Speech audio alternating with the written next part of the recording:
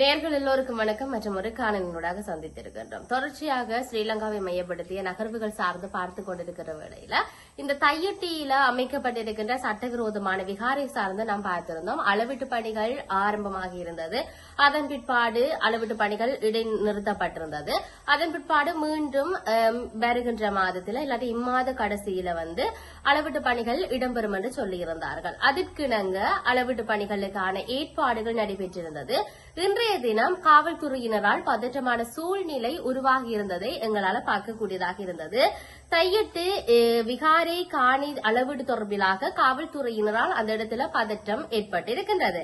ஜாழ்ப்பாணம் தையிட்டி சட்டவிரோதமாக விகாரை அமைந்திருக்கக்கூடிய காணி உரிமையாளர்களை விகாரை பகுதிகளுக்குள்ள அனுமதிப்பது தொடர்பில் பலாலி காவல்துறையினர் காணி உரிமையாளர்களுடன் முரண்பட்டமையினால் அந்த பகுதியில பதற்ற நிலை ஏற்பட்டிருக்கிறது.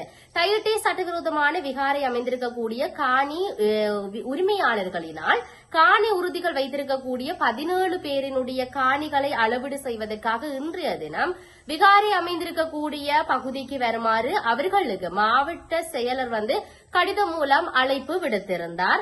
அந்த அடிப்படையில காணி உரிமையாளர்கள் விகாரை பகுதிக்கு சென்றிருந்த வேளை விகாரைக்கு அருகில காவல்துறை வீதி தடையை ஏற்படுத்தி காவல்துறையினர் விகாரை பகுதிக்கு செல்வோரின் அடையாள அட்டையை பரிசோதித்து பதிவுகளை மேற்கொண்டதன் பின்னர் தான் காணி உரிமையாளர்களின் பெயர்கள் அடங்கிய ஒரு பட்டியலை கையில வைத்துக் கொண்டு சோதனையிட்டு, அதாவது பெயர்களை வாசிக்க அவர்கள் இருக்கின்றார்களா நான் தான் என்று சொல்லி அவர் தன்னை அடையாளப்படுத்தக்கூடிய அனைத்து விதமான பத்திரங்களையும் கொடுத்ததன் பிற்பாடுதான் அவர்கள் அனுமதிக்கப்பட்டார்கள் அந்த விகாரை அமைந்திருக்கக்கூடிய பகுதிக்குள் செல்வதற்கு.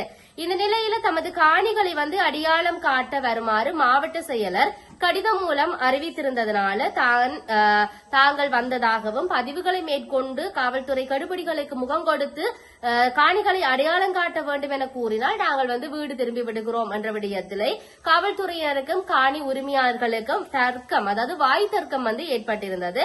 அதனால அந்த இடத்துல ஒரு குழப்பமான சூழ்நிலை உருவாகி இருந்ததை பார்க்கக்கூடியதாக இருந்தது.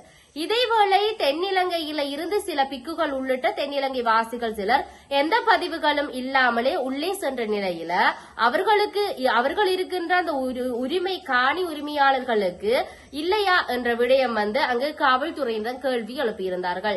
காணி விகாரைக்கு வருகின்ற பிக்குகளாக இருக்கட்டும், வெளி மாவட்டத்திலிருந்து வருகின்றவர்களாக இருக்கட்டும், அனுமதி இல்லாமல் உள்ளே செய்கின்றார்கள். காணியை கொடுத்து விட்டு நாங்கள் அனுமதி கேட்டா இந்த இடத்துக்கு போக வேண்டும் என்ற விடயத்தை அந்த இடத்துல உரிமையாளர்கள் காவல்துறையினரிடம் கேள்விகளை கேட்டிருந்ததை பார்த்தோம். தற்போது காணி அளவீட்டு பணிகளுக்காக நில அளவை திணைக்கள அதிகாரிகள், தொல்லியல் திணைக்கள அதிகாரிகள், மாவட்ட செயலர், அதேபோன்று உயர் அதிகாரிகள் வருகை தந்திருந்த நிலையில நாடாளுமன்ற உறுப்பினர் ஸ்ரீ பவனந்தராஜாவும் வருகை தந்திருந்ததை பார்க்கின்றோம். அதாவது இன்றைய தினம் காலை 8 மணிக்கு அளவீட்டு பணிகள் ஆரம்பமாகும் என்று அறிவிக்கப்பட்டிருந்த நிலையில காலை 10 மணி வரையிலே அளவீட்டு பணிகள் எவையும் முன்னெடுக்கப்படாத நிலை அங்கு காணப்பட்டதாகவும் அங்கு காணி உரிமையாளர்களுக்கும் காவல்துறையினருக்கும் இடையே வாய் தர்க்கம் ஏற்பட்டதாகவும் அங்கு காவல்துறையினரால் அந்த இடத்தில அளவீட்டு பணிகள் மேற்கொள்ள போகின்ற அந்த நேரத்தில் பதற்றமான சூழ்நிலை உருவாகி இருந்தது என்பதையும் சொல்லி இருக்கின்றார்கள். தையிட்டி பகுதியில சட்டவிரோதமாக அமைக்கப்பட்டிருக்கக்கூடிய இந்த விகாரை காலாகாலமாக கடந்த ஆண்டுகளிலும் சரி இந்த ஆட்சி முறையிலும் சரி தொடர்ச்சியாக பேசப்பட்டுக் கொண்டிருக்கின்றது.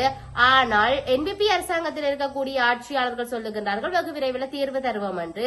ஆனால் இற்றி வரைக்கும் அவர்களினால் தீர்வுகள் எதுவும் வழங்கப்படாத நிலை காணப்படுகின்றது. இருப்பினும் தொடர்ச்சியாக ஆலோசனைகள் நடக்கின்றது, ஒரு கூட்டம் வைக்கின்றார்கள், ஒரு தீர்மானம் எடுக்கின்றோம் என்று சொல்கிறார்கள். அந்த தீர்மானத்தை வெகு விரைவில் முன்னெடுக்க போகணும் என்றெல்லாம் சொல்லுகிறார்கள். ஆனால் அவை நிறைவுற்ற பாடு இல்லை, மக்களுக்கான ஒரு தீர்வும் கிடைத்த பாடு இல்லை. தற்பொழுது மக்களுடைய காணிகளை அளவீடு செய்கின்ற பணி இடம்பெறுகின்றது. அது சார்ந்த மக்கள் கோரிக்கையை வைத்திருந்தார்கள் அதிகாரிகளிடம். தங்களுக்கு இந்த காணியை சுவீகரிப்பது சார்ந்தான எந்த அளவீடு பணிகளும் இடம்பெறவில்லை.